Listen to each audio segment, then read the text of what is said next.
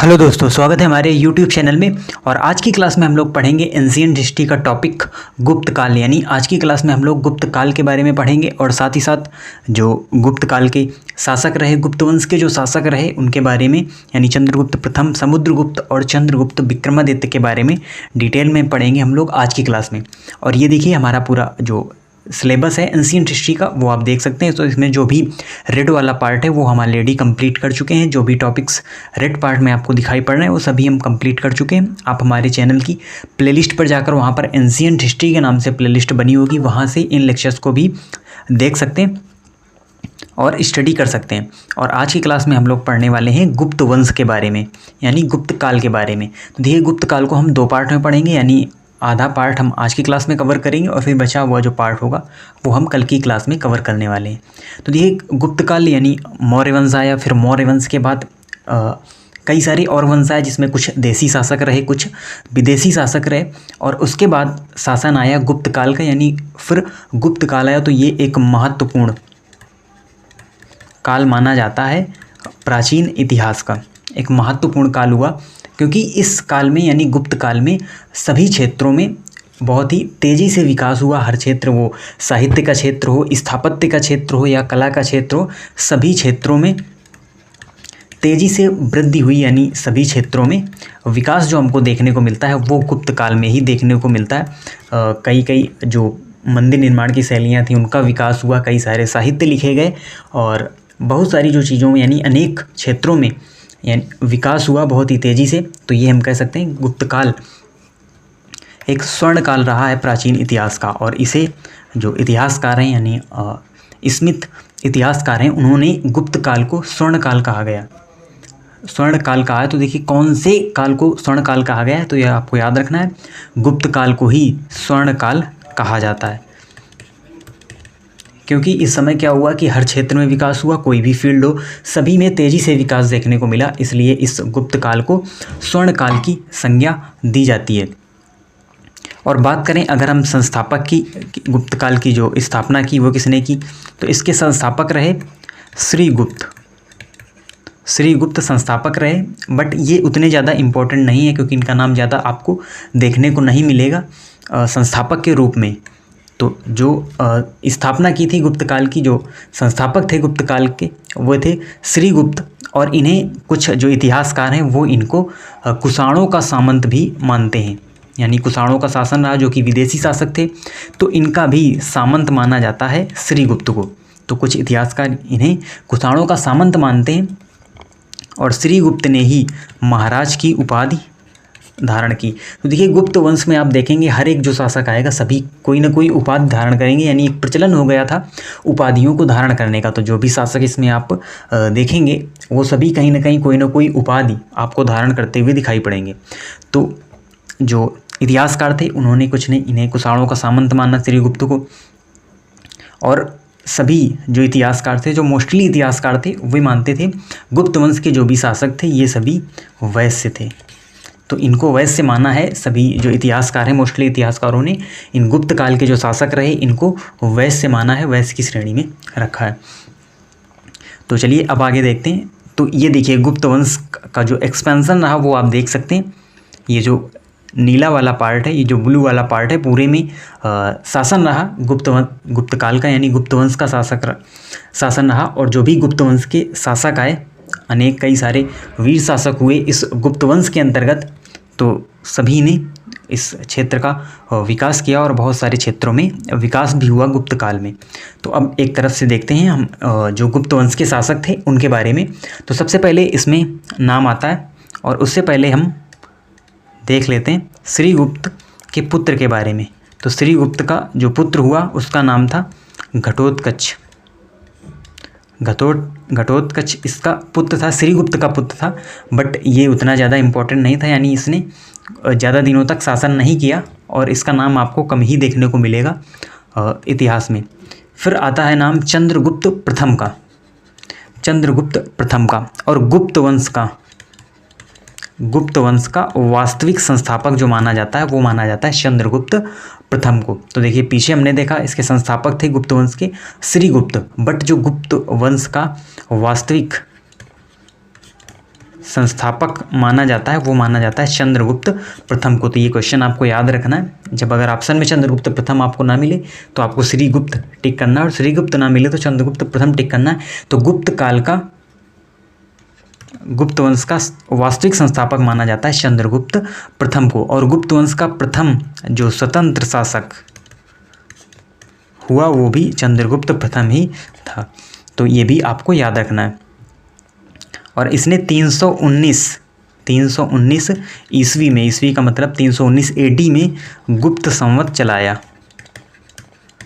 तो गुप्त संवत चलाया गया किसके द्वारा? चंद्रगुप्त प्रथम के द्वारा गुप्त संवत चलाया गया।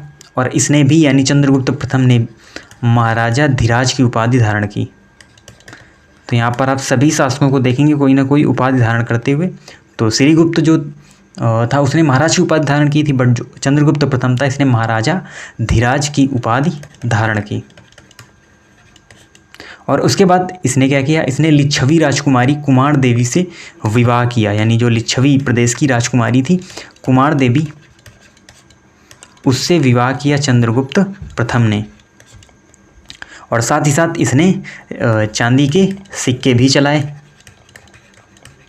चांदी के सिक्के भी चलाए गए चंद्रगुप्त प्रथम के शासनकाल में। तो आप देखेंगे कई सारे जो सिक्के थे, तांबे के सिक्के, चांदी के सिक्के, सोने के सिक्के, सभी सिक्के यहाँ पर चलाए गए गुप्त काल में, गुप्त वंश में, जिनके बारे में हम पढ़ेंगे कल की क्लास में जब हम गुप्त काल के इतिहास के बारे में पढ़ेंगे, क्या क्या विकास हुआ गुप्त काल में। तो तब हम डिस्कस करेंगे जो मुद्रा पद्धति थी इस गुप्त काल की, उसके बारे में भी डिस्कस करेंगे क्या कहा जाता है, क्योंकि कई बार क्वेश्चन पूछा जाता है चांदी के सिक्कों को क्या कहा जाता था, सोने के सिक्कों को क्या कहा जाता था। तो इन सभी के बारे में डिस्कस करेंगे हम कल की क्लास में जब हम पढ़ेंगे इतिहास के बारे में गुप्त काल के। अभी हम जो यहाँ पर शासक हैं उनके बारे में देख लेते हैं, उन्होंने क्या क्या कार्य किए हैं। तो ये ऑल ओवर इन्फॉर्मेशन हुई। और अब देखते हैं अगले शासक के बारे में। और अगला शासक है यहाँ पर समुद्रगुप्त। समुद्रगुप्त काफ़ी इम्पोर्टेंट शासक रहा इस गुप्त वंश का, और इसका नाम आपको बड़े पैमाने पर सुनने को मिलेगा समुद्रगुप्त का, क्योंकि इसे कहा जाता है भारत का नेपोलियन। तो जो इतिहासकार थे विंसेंट स्मिथ, उन्होंने समुद्रगुप्त को भारत का नेपोलियन कहा। नेपोलियन के बारे में आप जानते ही होंगे। नेपोलियन फॉरेन में एक ग्रेट शासक हुआ करता था नेपोलियन, उसी के नाम पर जैसे उपाधि दे दी जाती है, भारत का शेक्सपियर कहा जाता है कालिदास को, उसी प्रकार से भारत का नेपोलियन कहा जाता है किसे? समुद्रगुप्त को। और उसके बाद इसने कविराज और परम भागवत की उपाधि धारण की। तो जो भी आपको गुप्त वंश में शासक मिलेगा वो सभी कोई ना कोई उपाधि उसने धारण की है। तो कविराज और परम भागवत की जो उपाधि थी वो यहाँ पर धारण की समुद्रगुप्त ने। और समुद्रगुप्त ने सबसे ज़्यादा विस्तार किया गुप्त वंश का, यानी गुप्त वंश का बड़े पैमाने पर एक्सपेंशन किया। यहाँ पर अनेक क्षेत्रों को इसने जीता, और इसीलिए इसे चक्रवर्ती सम्राट के नाम से भी जाना जाता है, यानी इसे चक्रवर्ती सम्राट कहा जाता है, क्योंकि जिस प्रकार से नेपोलियन शक्तिशाली हुआ करता था उसी प्रकार से समुद्रगुप्त भी काफ़ी शक्तिशाली शासक हुआ करता था। इसीलिए इसे भारत के नेपोलियन की संज्ञा दी गई। और कई बार एग्जाम्स में क्वेश्चन पूछा भी जा चुका है भारत का नेपोलियन किसे कहा जाता है, तो आपको याद रखना है कहा जाता है समुद्रगुप्त को। और साथ ही साथ इसने कौन सी उपाधि धारण की ये भी आपको याद रखना है। और इसकी जो उपलब्धियां थी उसका वर्णन कहाँ पर मिलता है? तो प्रयाग प्रशस्ति में जो उपलब्धियां थी समुद्रगुप्त की, यानी जो भी इसने जहाँ पर जो भी क्षेत्रों को जीता उन सभी के बारे में जो भी इसकी उपलब्धियां थी वो सभी प्रयाग प्रशस्ति में इनका उल्लेख किया गया है। और प्रयाग प्रशस्ति को लिच्छवी दौहित्र के नाम से भी जाना जाता है। तो जो प्रयाग प्रशस्ति है इसे लिच्छवी दौहित्र के नाम से जाना जाता है। और प्रयाग प्रशस्ति की रचना की थी हरिसेन ने। हरिसेन कौन था? ये समुद्रगुप्त के दरबार में दरबारी कवि हुआ करता था। तो दरबारी कवि था हरिसेन समुद्रगुप्त के दरबार में, और इसने ही प्रयाग प्रशस्ति की रचना की थी, जिसमें जो भी समुद्रगुप्त की उपलब्धियां थीं उनका वर्णन हरिसेन ने किया था प्रयाग प्रशस्ति में। तो प्रयाग प्रशस्ति किससे रिलेटेड है, तो ये आपको याद रखना है, ये समुद्रगुप्त की उपलब्धियों से रिलेटेड है, जो प्रयाग प्रशस्ति है। और हरिसेन किसका दरबारी कवि था, तो हरिसेन समुद्रगुप्त का दरबारी कवि हुआ करता था। तो ये ऑल ओवर इन्फॉर्मेशन समुद्रगुप्त से रिलेटेड हमने देखी, आपको याद रखनी है।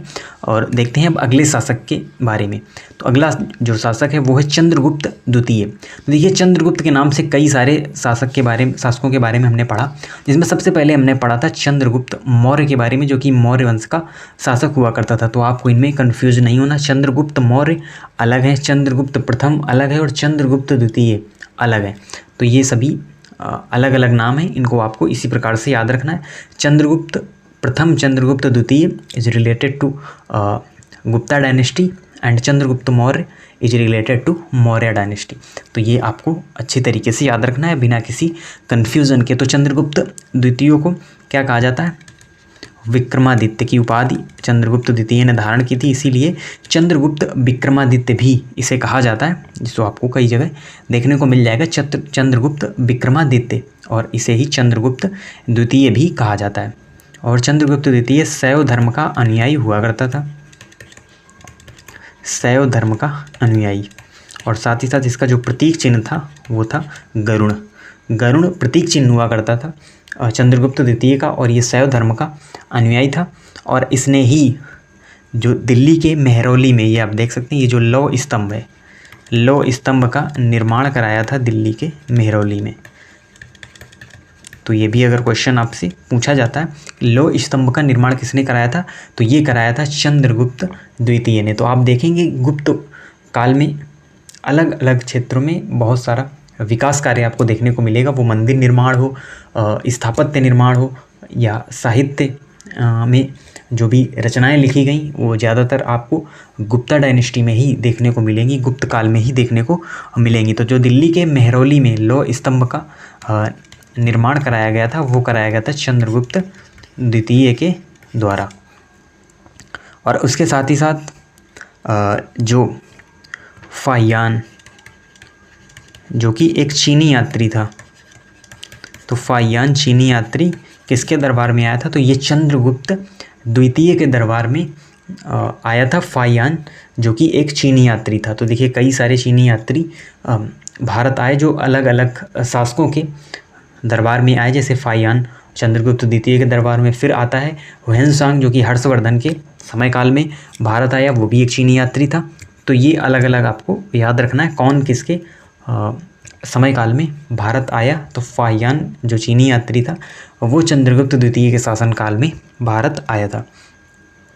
और उसके बाद चंद्रगुप्त द्वितीय के दरबार में दरबारी कवि हुआ करते थे, जिन्हें नवरत्न कहा जाता है, यानी दरबार में नवरत्न हुआ करते थे। नवरत्न का मतलब 9 ऐसे पर्सन जो अलग अलग क्षेत्रों के महारथी हुआ करते थे, और वही जो एडवाइस थे वो दिया करते थे चंद्रगुप्त द्वितीय को। तो अलग अलग क्षेत्रों में, जैसे हम आगे पढ़ेंगे जब मेडाइवल हिस्ट्री पढ़ेंगे, तो वहाँ पर अकबर के भी नवरत्न हुआ करते थे, जो अलग अलग क्षेत्र से रिलेटेड थे, जिसमें संगीत है, साहित्य है, या अन्य जो फील्ड है उनसे रिलेटेड ही नवरत्न अकबर के दरबार में भी थे। और उससे पहले गुप्त काल में यानी गुप्त वंश में भी हमको देखने को मिलते हैं नवरत्न चंद्रगुप्त द्वितीय के दरबार में। तो अब देख लेते हैं कौन कौन से नवरत्न हुआ करते थे चंद्रगुप्त द्वितीय के दरबार में। तो इसमें आप देख सकते हैं विक्रमादित्य के नवरत्न, क्योंकि महान गुप्त सम्राट चंद्रगुप्त द्वितीय को ही विक्रमादित्य के नाम से जाना जाता था, और इनके दरबार में प्रसिद्ध विद्वानों का समूह रहा करता था, जिन्हें नवरत्न कहा जाता था। और उनके शासनकाल में कला, संस्कृति और विज्ञान अपने चरमोत्कर्ष पर पहुंच गए थे, इसीलिए उनके शासनकाल को भारतीय इतिहास का स्वर्ण युग कहा जाता है। तो इसीलिए पूरे गुप्त काल को ही भारतीय इतिहास का स्वर्ण काल कहा जाता है, क्योंकि सभी क्षेत्रों में विकास हुआ, वो कला क्षेत्र हो, संस्कृति का क्षेत्र हो या विज्ञान का क्षेत्र हो, सभी क्षेत्रों में एक बहुत ही तेज़ी से जो विकास कार्य वो हमको देखने को मिला गुप्ता डायनेस्टी में, इसीलिए इसे भारतीय इतिहास का स्वर्ण युग कहा जाता है। अब नवरत्नों में सबसे पहले आते हैं कालिदास। कालिदास का नाम आपने कई बार सुना होगा, पहले भी आप इनके बारे में सुन चुके होंगे। ये महान संस्कृत लेखक और नाटककार हुआ करते थे कालिदास, जिन्हें भारत का शेक्सपियर भी कहा जाता था, क्योंकि शेक्सपियर फॉरेन के यानी उनकी जो प्रोज है पोएट्री वो भी आपने पढ़ी होगी शेक्सपियर के, विलियम शेक्सपियर जो कि विदेश के एक प्रसिद्ध लेखक और नाटककार हुआ करते थे, तो वैसे ही भारत के शेक्सपियर कहा जाता था कालिदास को। उसके बाद आते हैं दूसरे नंबर पर वररुचि। वररुचि क्या थे? ये भी लेखक और व्याकरणविद थे।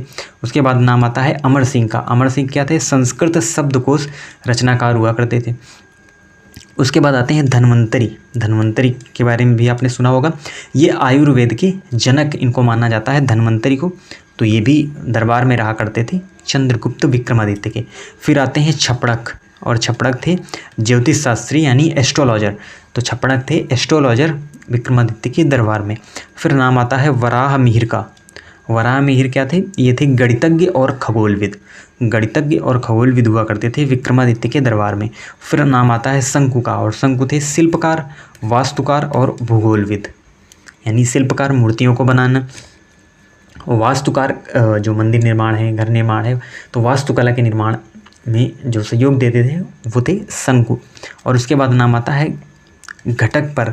घटकपर क्या थे? मूर्तिकार और वास्तुकार हुआ करते थे। उसके बाद बेताल भट्ट। बेताल भट्ट ये जादूगर हुआ करते थे विक्रमादित्य के दरबार में। तो आपने वो कहानी भी सुनी होगी जो बैताल पचीसी है या सिंहासन बत्तीसी है। ये सभी जो स्टोरी है रिलेटेड टू विक्रमादित्य, विक्रमादित्य से ही संबंधित है। विक्रमादित्य और बैताल के बीच की जो वार्तालाप है, क्योंकि बेताल भट्ट जादूगर हुआ करता था इनके शासनकाल में, तो उनके बीच की ही जो स्टोरी है उसे ही बैताल पचीसी के नाम से जाना जाता है। तो वो स्टोरी भी इन्हीं से रिलेटेड है, आप उसको भी पढ़ सकते हैं। तो इस प्रकार से हमने चंद्रगुप्त द्वितीय के बारे में जो भी इन्फॉर्मेशन थी पूरी तरीके से कंप्लीट कर लिया। तो अब जो भी इसके शासक बचे, यानी कुमारगुप्त है, स्कंदगुप्त है, और साथ ही साथ जो गुप्त कला का इतिहास है, यानी जो मुद्रा, जो मंदिर निर्माण किस प्रकार से हुआ गुप्त काल में, और साहित्य का विकास किस प्रकार से हुआ, किन किन लेखकों की कौन कौन सी कृतियाँ थी, उन सभी के बारे में डिस्कस करेंगे हम लोग नेक्स्ट क्लास में। और आप इसी तरीके से चैनल से जुड़े रहिए और इसी प्रकार की इन्फॉर्मेटिव वीडियोज़ के लिए हमारे चैनल को सब्सक्राइब करें, और साथ ही साथ बेल आइकन को भी प्रेस करें, जिससे जो भी न्यू वीडियो अपलोड हो तो उसकी नोटिफिकेशन आपको मिल सके। तो मिलते हैं आपसे नेक्स्ट वीडियो में, तब तक के लिए धन्यवाद।